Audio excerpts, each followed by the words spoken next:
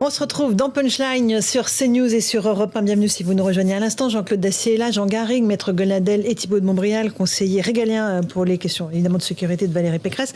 Demain, Emmanuel Macron va se rendre à Strasbourg. Il va inaugurer la présidence française de l'Europe avec un grand discours. Il y aura d'ailleurs un débat dans le Parlement européen. Et puis on s'aperçoit que nombre des candidats à la présidentielle vont eux aussi parler beaucoup de l'Europe. C'est ça, Loïc Signor, vous êtes sur place avec Olivier Gangloff.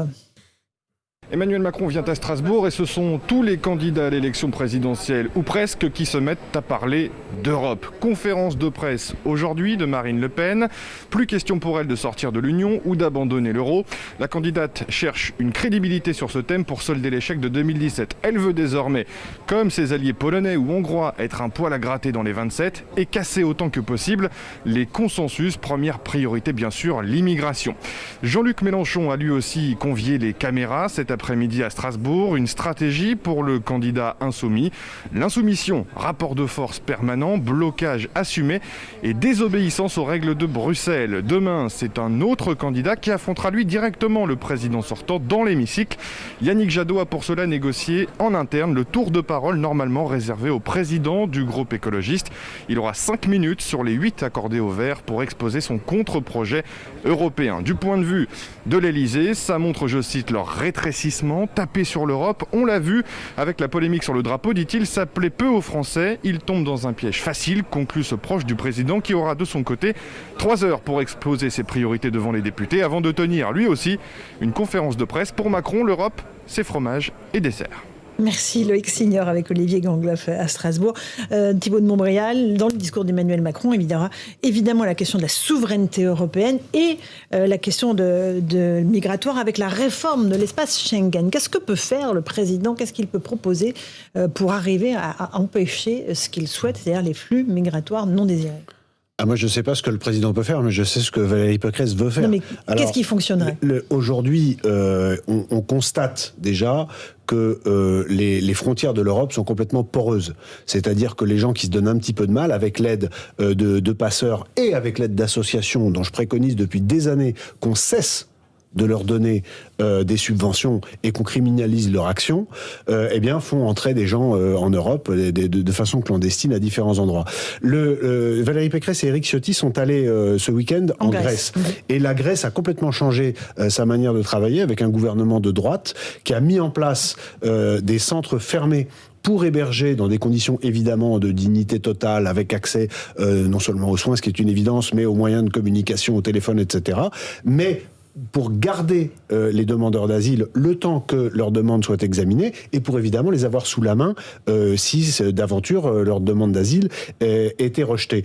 Ensuite, il faut que les pays, et en particulier la France, aient des relations bilatérales extrêmement fermes avec les pays d'origine et que nous cessions de délivrer des visas si les pays refusent de reprendre leurs gens. C'est ce qu'a fait Gérald Darmanin, vous êtes au courant, ça n'a eu aucun effet. Après, je sais pas comment réduction Gérald de Darmanin... moitié des visas, zéro expulsion. De réduction de moitié, déjà, c'est pas réduction totale.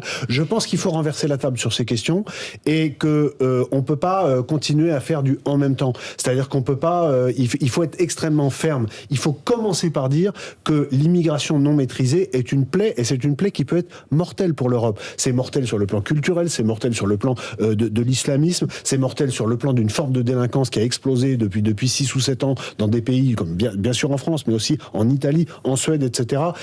On le sait tout ça. On le dit pas forcément, mais on le sait. Donc, la dernière chance de l'Europe, sur les années qui viennent, c'est de se mettre d'accord sur des questions de souveraineté qui doivent être des questions de souveraineté traitées drastiquement. Et il faut complètement changer la manière de voir les choses. Vous pensez qu'à 27, on peut se mettre d'accord sur des questions aussi importantes? Moi, je pense qu'aujourd'hui... C'est mission impossible? Je pense qu'aujourd'hui, c'est très compliqué et qu'à terme, il faut repenser l'organisation européenne. Je pense mais qu'il y aura plusieurs vitesses. Je pense qu'on ne pourra pas en faire l'économie à titre personnel. Maître Goeldel, sur ces questions migratoires. Écoutez, je n'ai jamais cru aux accords de Schengen. Les accords de Schengen ont eu comme conséquence de tuer nos frontières et plus personne ne protège l'Europe, donc plus personne ne protège la France. Je ne crois pas du tout d'ailleurs à un peuple européen. Je comprends ce que dit Marine Le Pen, mais il faut qu'elle aille jusqu'au bout de son analyse.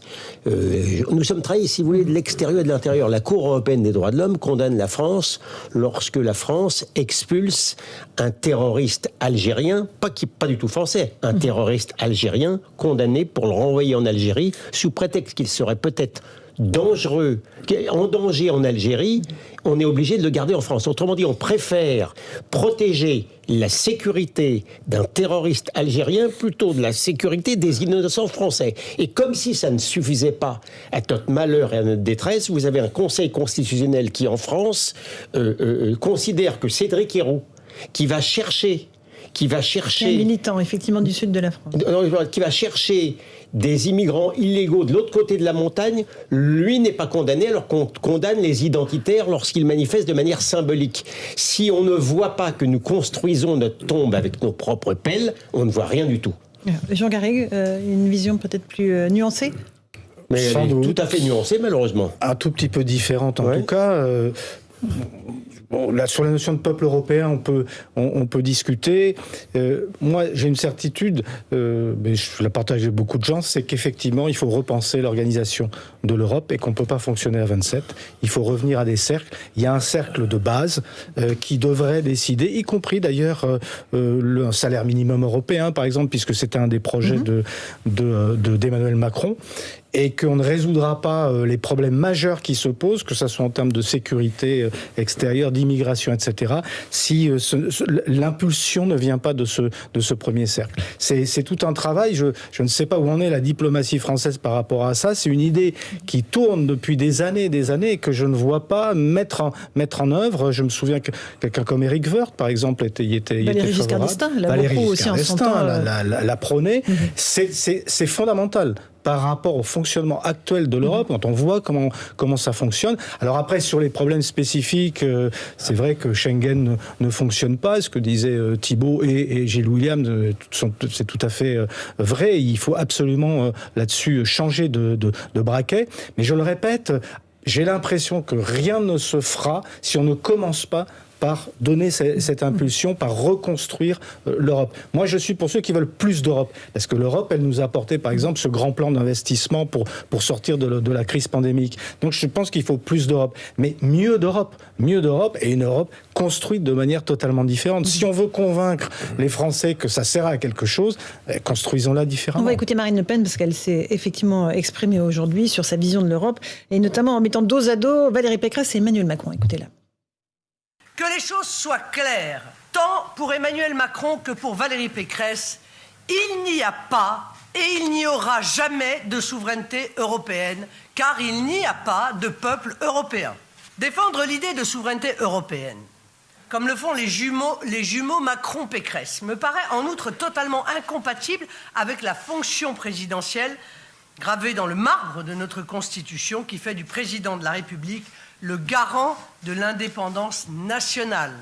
Et le positionnement du drapeau européen seul, à la place du drapeau français sous l'arc de triomphe, était à ce titre non pas une erreur de communication, mais un aveu édifiant. Voilà, les jumeaux Macron-Pécresse. Thibault de Montbrial, vous qui soutenez Valérie Pécresse. Mais oui, mais il faut comprendre pourquoi Marine Le Pen dit ça. Marine Le Pen, il y a quelques mois, était absolument persuadée d'arriver tranquillement au deuxième tour et préparait sa revanche.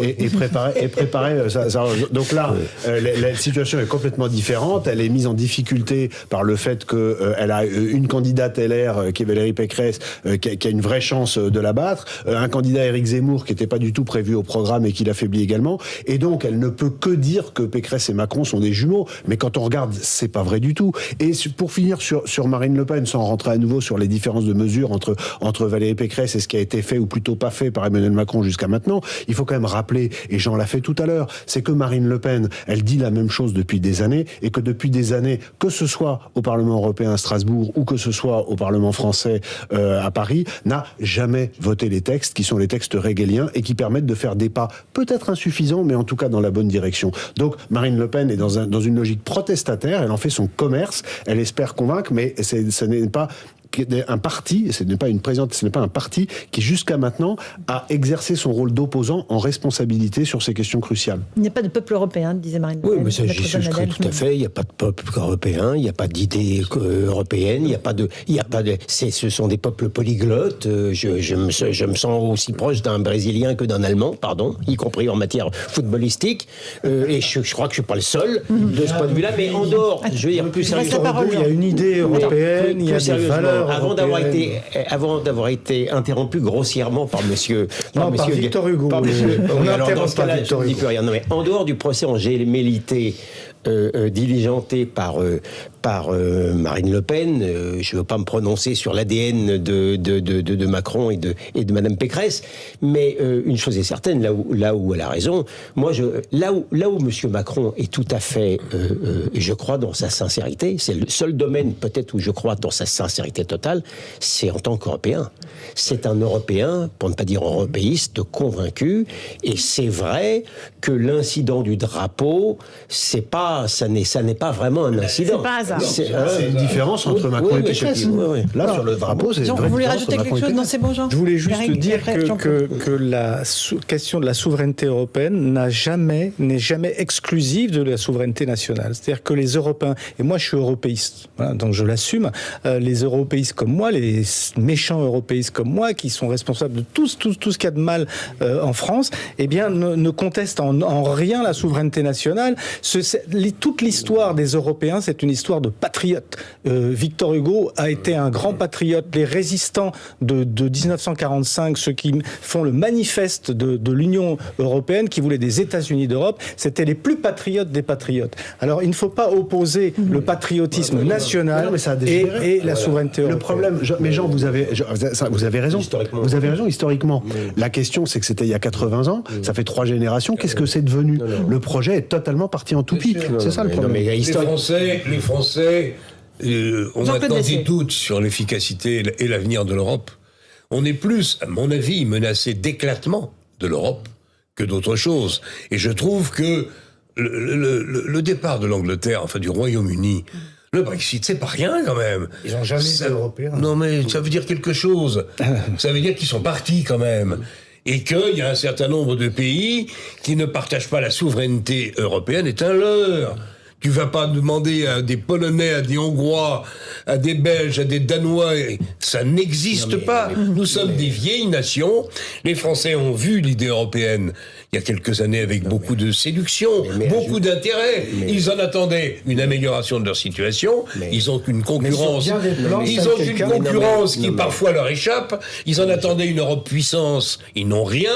Il faut la reconstruire. Oui, alors voilà, l'Europe d'aujourd'hui. C'est pour ça que je trouve que la position. Je pense qu'il n'y a pas un candidat à la prochaine présidentielle, y compris Macron, qui gagnera une voix en défendant l'Europe européiste et souverainiste comme il le souhaite.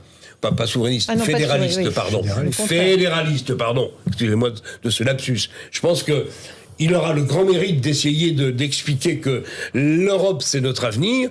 Oui, sans doute, peut-être, à condition d'en changer les règles. Au jour d'aujourd'hui, même si les règles d'unanimité, je le sais, dans beaucoup de domaines ont été oubliées, différentes, et qu'on peut éventuellement, avec beaucoup d'heures de négociations, se mettre à peu près d'accord, l'Europe, telle qu'elle fonctionne aujourd'hui, est dans une impasse. On le veuille ou non. Je pense que, et Marine Le Pen, et Zemmour, en réalité, ils n'acceptent pas du tout le fonctionnement de l'Europe tel qu'on la voit fonctionner aujourd'hui. En revanche, ils vont se heurter sans aucun doute à un président de la République sortant qui, lui, va défendre l'idée européenne et la souveraineté et l'européisme. Juste un mot, il n'y a pas que les règles il n'y a pas que la règle de l'unanimité qui plombe l'Europe. Il y a aussi des visions. Quand on voit qu'un certain nombre de pays, au moment de la crise à la frontière entre la Pologne et la Biélorussie, un certain nombre de pays étaient contre le fait de soutenir la Pologne. Or, qu'on le veuille ou non, Qui a envoyé des soldats? Qu'on le veuille ou non. La Grande-Bretagne. La Grande-Bretagne, absolument, vous avez raison Laurence. Mais qu'on le veuille ou non, aujourd'hui, nos frontières, ce sont les frontières aux limites de l'Europe. Donc c'est la frontière polonaise, donc c'est la frontière grecque, donc c'est la frontière italienne. Et on peut pas faire comme si, non, c'est loin, c'est là-bas, et puis il faut les laisser, et puis attention, les méchants. Non, nos intérêts vitaux sont aux frontières de l'Europe. Moi, je pense qu'il faut changer l'organisation européenne. C'est un vaste programme. Mais en attendant, par pragmatisme, il faut au moins avoir la lucidité de comprendre que nous avons un intérêt de souveraineté commun, et que cet intérêt de souveraineté commun, c'est que les gens qui rentrent en Pologne, c'est comme s'ils rentraient en France. Un dernier mot, Maître Grenadel, en une minute. Il y a eu une véritable... Je veux bien croire que l'européiste Garrigue soit aussi européen que français, mais il y a eu une dérive. Il y a eu... D'accord, mais je veux dire, il y a eu une véritable dérive impériale qui s'est fait au détriment de l'État-nation français, et les Français avaient refusé la Constitution européenne, et on leur a imposé. Et ils ne le pardonnent pas. C'est Nicolas Sarkozy. Là où Jean a raison, c'est sur le financement de la crise. Incontestablement, grâce à l'euro et à la Banque Centrale Européenne, on s'en est à peu près sorti. Il va falloir rembourser, mais on s'en est à peu près sorti. Il n'y a pas que l'argent. Ça, c'est vrai. Il n'y a pas que l'argent. Non, mais sans doute. Dans la crise qu'on a traversée, ça a été utile quand même. Allez, merci parce à que tous les contrairement à ce que disait Marx, d'avoir participé. Contrairement à ce que disait Marx, non seulement les prolétaires ont une patrie, mais ils n'ont même souvent que ça. Merci à tous les quatre. Dans un instant, c'est Christine Kelly qui vous attend pour Face à l'info sur CNews, et moi je vous retrouve sur Europe 1 pour la suite des débats. Bonne soirée sur nos deux antennes.